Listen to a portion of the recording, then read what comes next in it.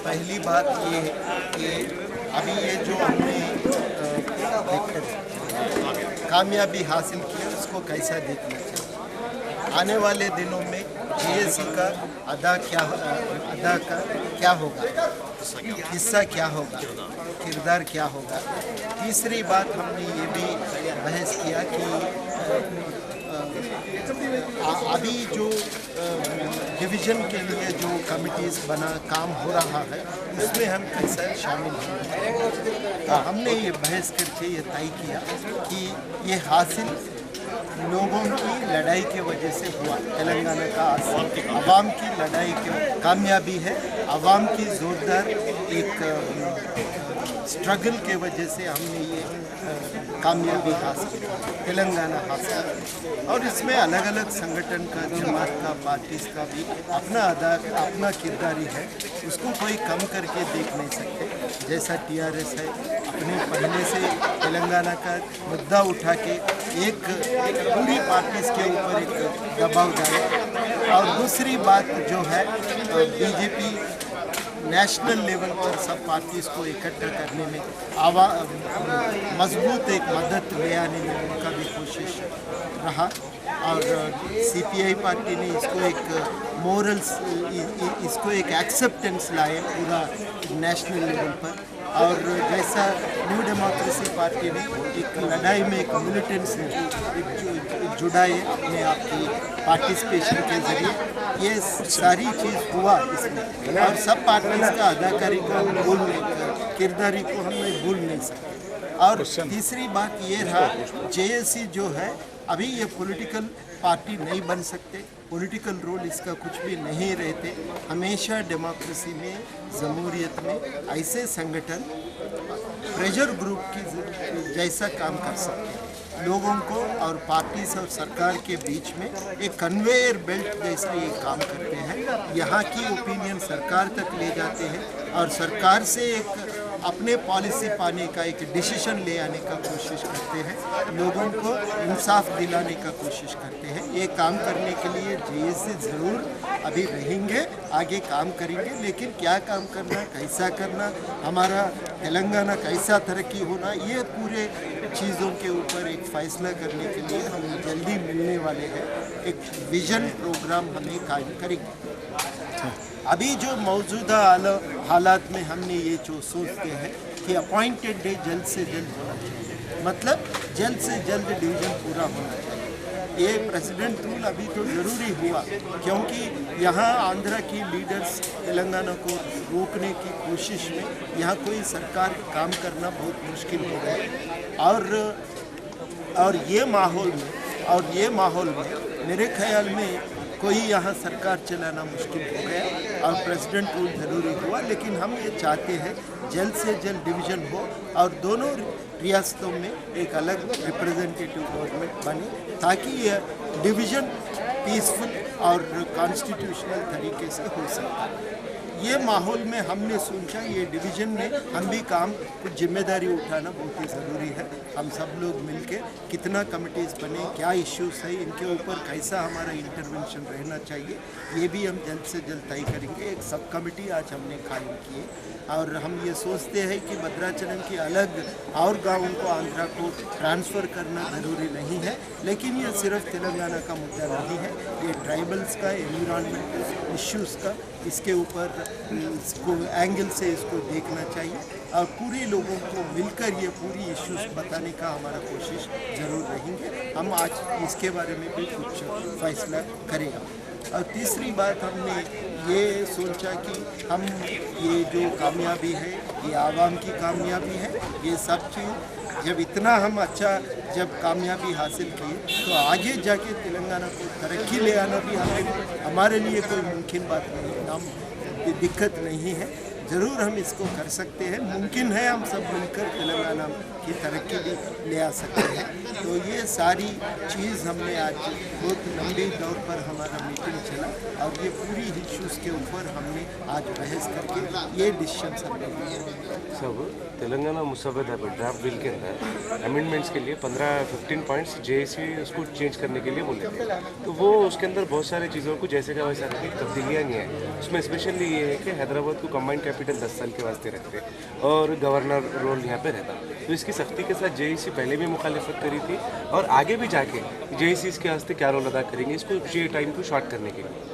ये इसके बारे में कैसा हासिल करना, ये एक स्ट्रैटेजी बनाना। अभी फ़िलहाल तो हमारा अमेंडमेंट्स को हासिल करने के लिए कुछ कोशिश होना बल्कि हमने तय की, लेकिन कैसे स्ट्रैटेजी अडॉप्ट करना ये अभी हमने आज इसके बारे में कुछ फैसला नहीं किया। आज ब्रॉड गाइडलाइंस हमने तय किए थे और डिटेल्स हम सब कमिटीज़ में काम करके फिर बाद में हमारा प्रोग्रामिंग बना। दूसरी बात, तेलंगाना मूवमेंट में 13 इयर्स का पॉलिटिकल पार्टी तेलंगाना राष्ट्रीय समिति, उन्होंने अपने क़याम से लेके तेलंगाना बनने तक भी मुसलमानों को 12% रिजर्वेशन इसके अंदर देना, क्योंकि डिस्क्रिमिनेशन बहुत हुआ तेलंगाना में मुसलमानों के साथ आंध्रा पीपल्स आने के बाद बोल के रेगुलर बने। तो उसके लिए तेलंगाना बनने के बाद उसको इम्प्लीमेंट कराने के लिए जेईसी जैसा दूसरी चीज़ों में दूसरे जस्टिस के वास्ते काम करी, ये जस्टिस के वास्ते भी आगे चल के काम करेंगे। आपका भी वादा था सर, कोदंडाराम साहब खुद ये बोले थे कि भाई हम करेंगे। जब हम विजन डॉक्यूमेंट बनाएंगे इसको, ये सारी चीज़ को उसमें हम ले आएंगे, हम ले आके इन सारी चीज़ों को अमल में ले आने का एक हमारा कोशिश रहेंगे। जो वादा किए उसको निभाना ही पड़ता, हमारा जिम्मेदार हमें पूरा याद है, इसीलिए हम मिलके ये विजन डॉक्यूमेंट बनाने के काम में हैं। Thank you sir. आज तेलंगाना जॉइंट एक्शन कमेटी की एक तवील मीटिंग हुई और उसमें पहली बात ये तय हुई कि तेलंगाना जॉइंट एक्शन कमेटी किसी भी सूरत में पॉलिटिकल पार्टी नहीं बन सकी।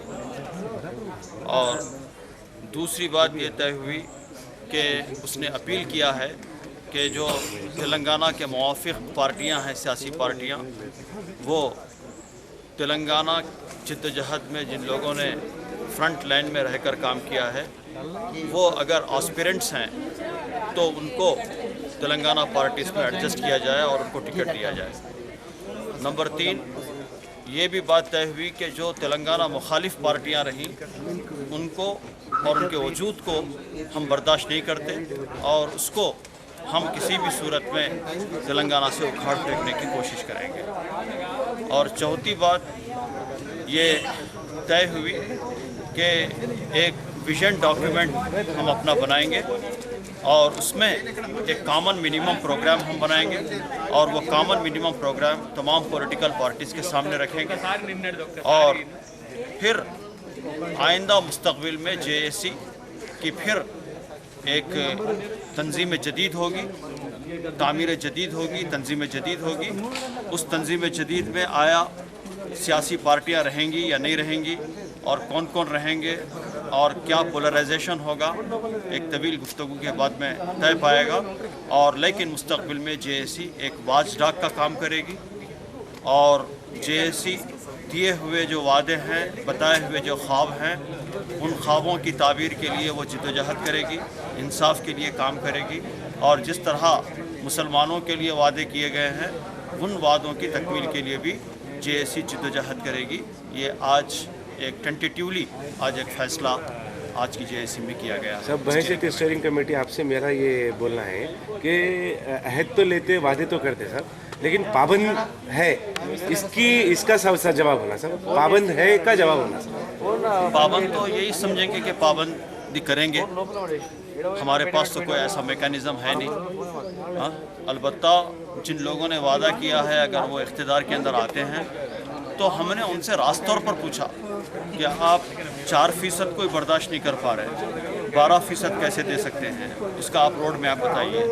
तो उन्होंने कहा कि हम रंगनाथ मिश्रा कमीशन की रिपोर्ट को स्टेट के अंदर लागू कर सकते हैं और 15% अक़लियतों को हम रिजर्वेशन फराहम कर सकते हैं और उसके लिए तमाम शोबों में और उसके लिए इवन पॉलिटिक्स के अंदर भी, क्योंकि रंगनाथ मिश्रा कमीशन की रिपोर्ट पॉलिटिक्स के अंदर भी, सियासत के अंदर भी रिजर्वेशन फराहम करने की बात है उसमें। तो उसके लिए असेंबली के अंदर बिल का मंजूर होना, कानून का बनना ज़रूरी है। और ये जो 4% इससे पहले जो दिए गए 5 से 4% हुए, चूँकि असेंबली के अंदर कोई बिल मंजूर नहीं हुई थी, हुकूमत ने एक ऑर्डिनेंस जारी किया था, इसलिए वो कोर्टों के अंदर उसको चैलेंज किया जा रहा है। अगर ये सीधे सीधे अगर असेंबली के अंदर बिल मंजूर किया जाए तो ये रुकावटें और दिक्कतें पेश नहीं आएंगी और इन रुकावटों को अबूर करने के लिए असेंबली के अंदर करारदाद का मंजूर करना और क़ानून का बनना बेहद ज़रूरी है। ओके 50 साल तेलंगाना का स्टेट के लिए सब लोग लड़े, हजारों को लोग मर गया, आज तेलंगाना आ गया। तेलंगाना आ गया मगर तेलंगाना आने के बाद और बहुत काम है।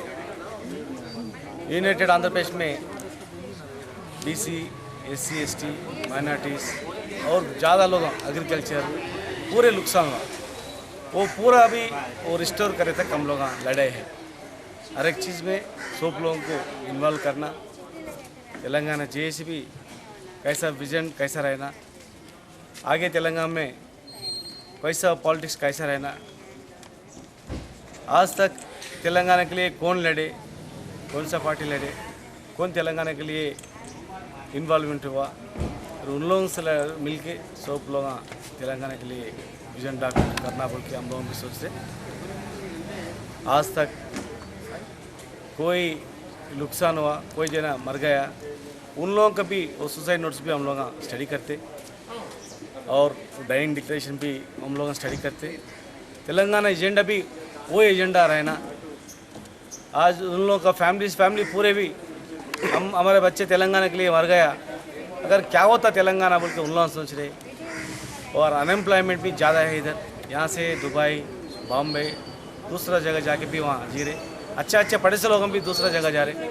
आइंदा और एक बार, इससे पहले निज़ाम स्टेट में कैसे थे, कैसा इधर फैक्ट्रीज थे, कैसा इधर एम्प्लॉयमेंट थे, आज आगे तेलंगाना में भी कोई भी आदमी अमेरिका भी नहीं जाना, दुबई भी नहीं जाना, किधर भी नहीं जाना, इधर ही पढ़ना, इधर ही नौकर मिलना, वैसा इंडस्ट्रीज भी डेवलपमेंट करने के लिए हम लोग कोशिश करते। आज आंध्र प्रदेश को स्पेशल इकोनॉमिक कैटेगरी दिया, फिर आज तक नुकसान हुआ बोल के हम लोग लड़े, नुकसान ऐसे लोगों को स्पेशल कैटेगरी नहीं दिया, कोई फ़ायदा उठाया उन लोगों दे रहे। फिर ये क्या बात है, ये क्या कानून है, वो उसके लिए भी तेलंगाना पूरे लीडर्स भी लड़के तेलंगाना के भी स्पेशल पैकेज देना, नहीं तो पूरे इंडस्ट्रीज यहाँ से उधर जाने के लिए भी कोशिश कर रहे। उसने भी वो स्टॉप करना बोले तो, दो स्टेट्स भी अच्छा मिल के रहना है बोले तो डेफिनेट तेलंगाना की स्पेशल इकोनॉमिक जोन डिक्लेयर करना। तेलंगाना के लिए आज मूवमेंट में कौन कौन है, सब लोगों भी तेलंगाना डेवलपमेंट में भी उन लोग रहते।